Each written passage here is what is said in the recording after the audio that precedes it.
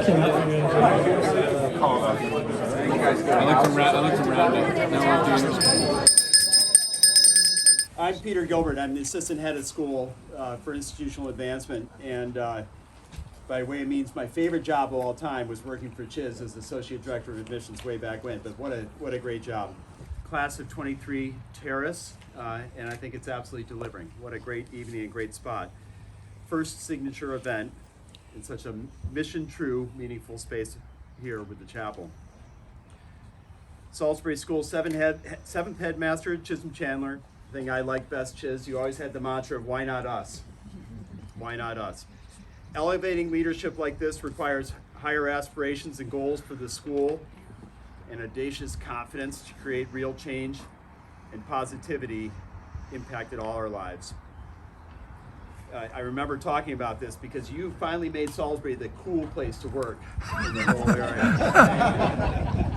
You helped us realize our best selves and the best Salisbury.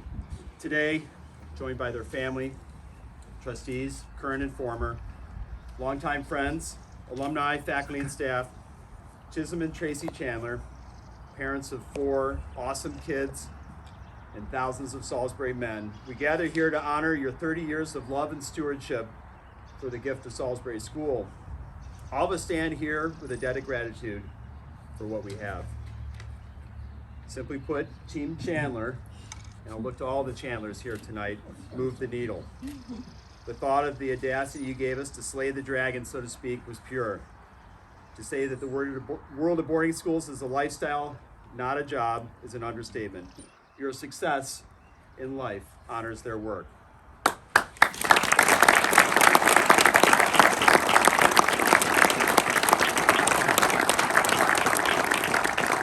As many of you know, there's the Chandler Fund, established in 2021. It's endowed a campus life program, which is so critical to doing everything right for boys. This is a Chandler legacy. And as we finish today, and at some point over the weekend when you have the opportunity, please go down to the Chandler Golf Range, just named and dedicated last weekend. It's the envy of our peer schools. Thank you. And finally, the Chandler House, which is part of the dedication today, was a gift of the class of 2022, led by board members Topher Merrill and John Lambros. It's being officially dedicated today. Will Webb, head of school, to continue the ceremony. Thank you, Peter, and thank you, Chiz and Tracy. You can't say more than just thank you. 30 years of service. Chiz, I wouldn't be here were it not for you. I remember really well in the interview process, I turned to Chiz not once but twice. I said, Chiz, if I get hired to do this job, will you be my teammate? Will you help me or will you hang me out to dry? And Chiz got that wily grin that he gets on his face. I said, oh my gosh, what's he gonna say? But then, in just classic Chiz form, he got nice and red in the face and he got teary-eyed. He said, I would love nothing more than to work with you and to continue to move Salisbury School forward. For me, I knew then that was going to be the right school for me. And I called Sarah and I said, hey, this is an opportunity unlike any other, to have a teammate and a partner, a safe space for me, if you will, on lacrosse sidelines, hockey in between periods of hockey games, and also just be able to text and call and say, hey, what's the history here? What does that look like? Rest assured that Chiz remains just as engaged and present in the life of the Salisbury School today and of tomorrow as he has been for these past 30 years. Maybe to the chagrin of Tracy a little bit, who might want to see him more at home. But we're very fortunate.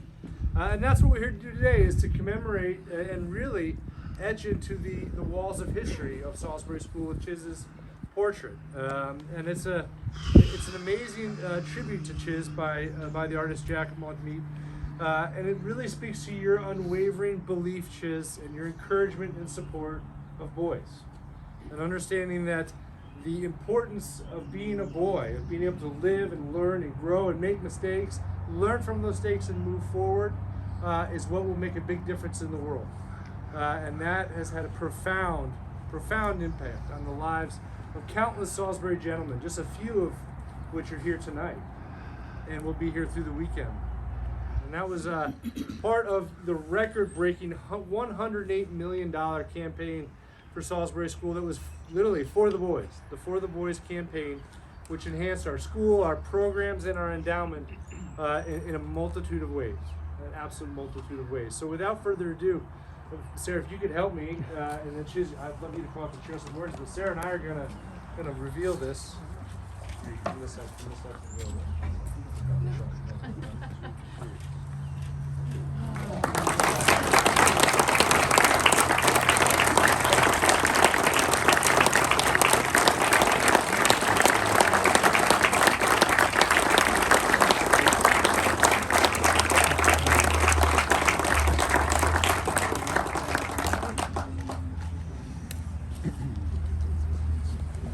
Jack, the only thing I'm mad about is he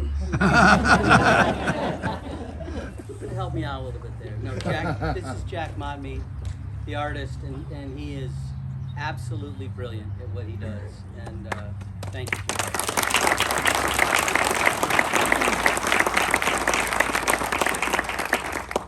Peter mentioned the Chandler house, and which was given by the class of 22, and the leaders of that class were the Lambros and Merrill families.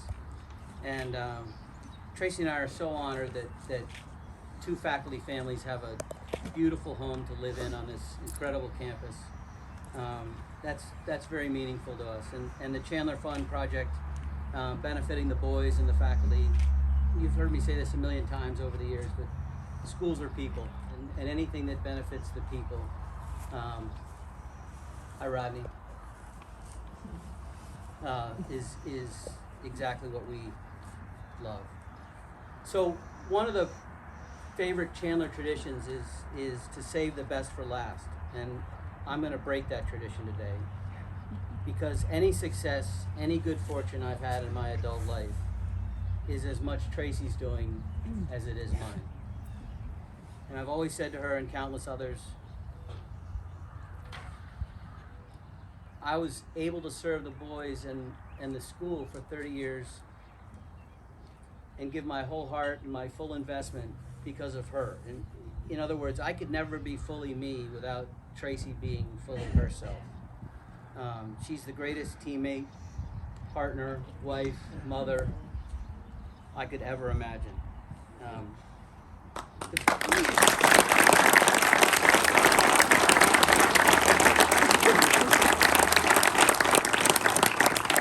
And first and foremost, she embraced, and I think I threw this idea on her, but she embraced the idea that in addition to our 4 children, we had 300 sons, and she loved them accordingly. We both did, and she sought to make faculty and staff families feel cared for and loved, and created an incredible culture. And we wanted, as Peter said, we wanted to attract wonderful families to work and live at Salisbury School. And so we focused on making the campus a happy, joyful place.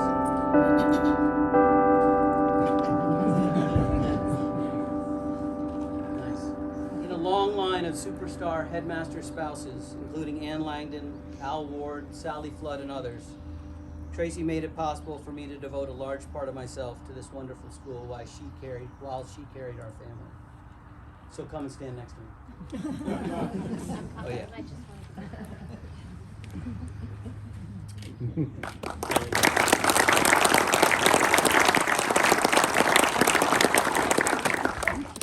Tracy and I are so grateful for this moment, as I said, and we wish to thank a number of people here, starting with the Board of Trustees, and the co-chair of the current board, Campbell Langdon, is here. Campbell, where are you?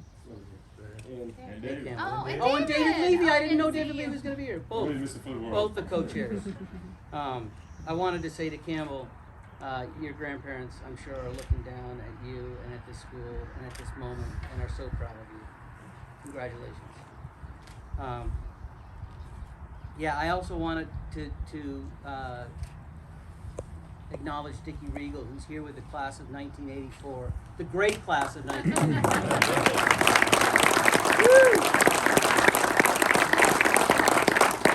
Campbell and David's predecessor, and that's a great class of Salisbury gentlemen, so welcome. I also wanted to remember a few trustees who were incredible men and wonderful mentors to me, who are no longer with us, but who were so important to Tracy and to me and to this school. Ted Wachmeister, class of 1967, the most cantankerous but generous and loyal man I've ever met. Dick Field, and thank God Sky is here. Class of 59, one of the kindest and most thoughtful men I've ever known. Just a wonderful guy. Peter talked about Dan Kane, for whom this chapel is dedicated. Dan was the eternal optimist. Every day was the best day he'd ever had. I love that about him. And finally, a real hero of mine, Bill Schweitzer, who was one of the grittiest, toughest, most loyal, and smartest trustees and friends I've ever had. We are so better off because of these wonderful men, and we remember them today with deep love and appreciation. I'd also like to thank a current trustee emeritus, Fritz Sauter, for more than I can possibly say at this moment. Just the best friend, the wisest counsel, a truly spectacular human being. So loyal, so honorable, so devoted, so generous. Anybody who knows you, Fritz, and who calls you a friend is truly blessed.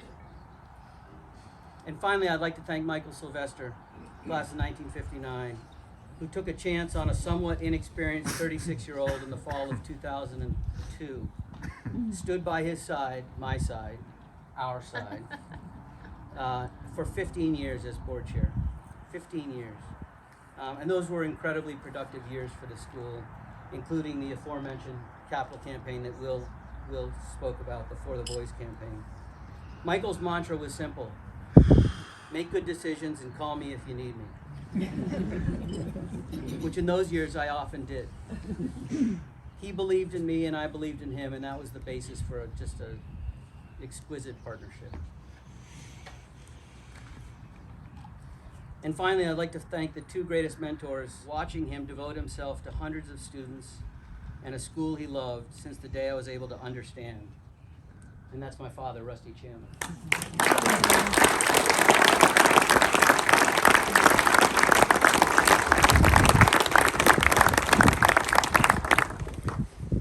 Leading a school has its challenges. Will can attest to that. Each and every day. And to have someone to call at a moment's notice for advice, someone who had sat in the same seat, albeit at a different institution, just gave me a huge advantage and so much self-confidence. Thanks, Dad. Whenever I had a tough issue to confront, you were always there. And my mother, Mimi, is here today too, and has always been my biggest defender. So I'm lucky that they're both here.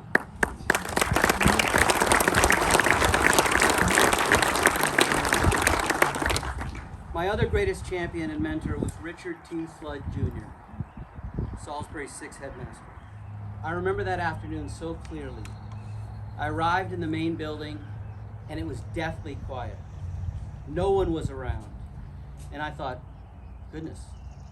But then I heard a noise, and I turned around, and there was Dick Curtis, sweating. And all he was wearing was a pair of running shoes and those really short shorts that people wore in the 80s.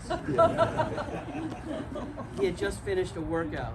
And I thought to myself, where am I? I had no idea I was in the presence of greatness. Minutes later, Flutto and I met in the family room of the headmaster's house right up here. I had paint on my fingernails, long hair, and work boots on. It was either that or sneakers, and such was the day. The day before, I'd been on scaffolding, shingling a cottage for island-style construction on Nantucket. And that day I was in the headmaster's house.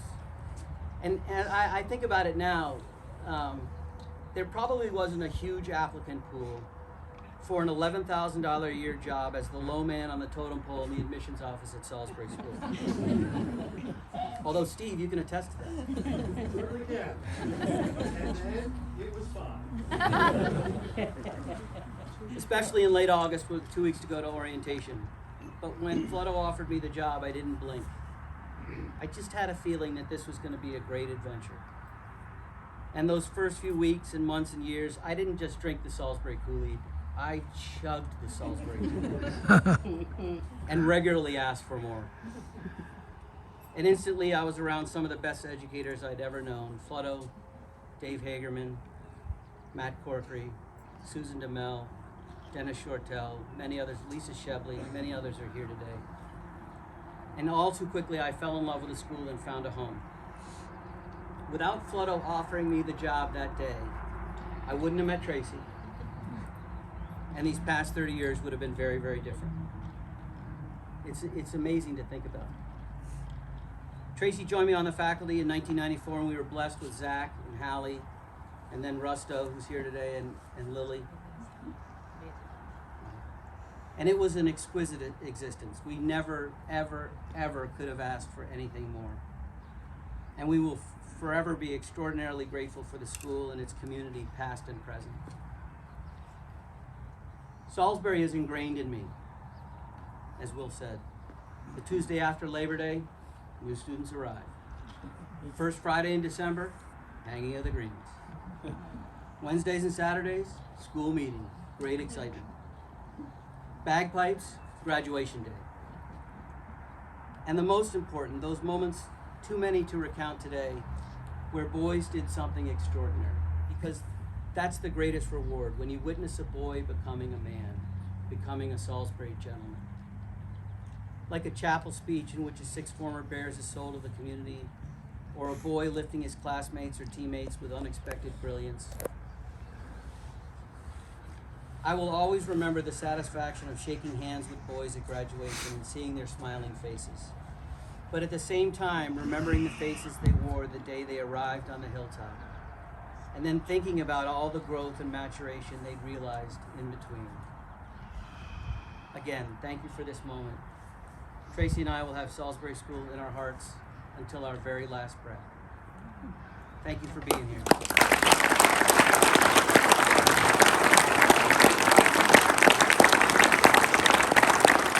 Celebrated the uniquely close and friendly culture that is the hallmark of Salisbury School. You created that.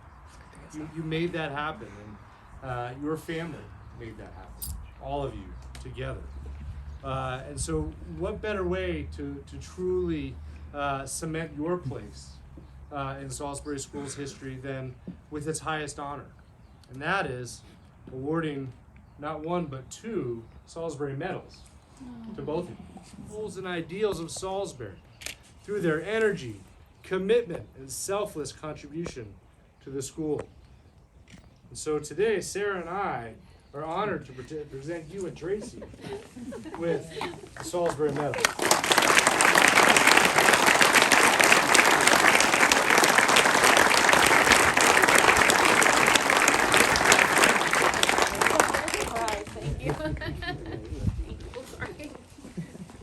It's only fitting to be honored and rewarded for the time and energy and effort that you have put forth. And we can't thank you enough. And you know, we are actually honored as well to have a few former Salisbury Medal winners here today. And it's important to recognize Jim Dresser and Dickie Regal and Fritz Souter and Sky Field as well, whose husband Dick received the medal in 2009. So you're an esteemed company, and I would argue to say that you're at the top of that list, without a doubt. So congratulations, Chiz and Tracy. It's time for your adult beverage. Let's have a great weekend. Thank you, everyone, for being here.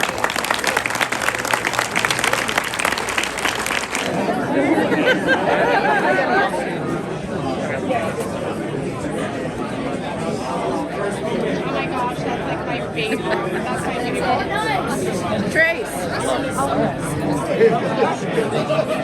So good. Thank you.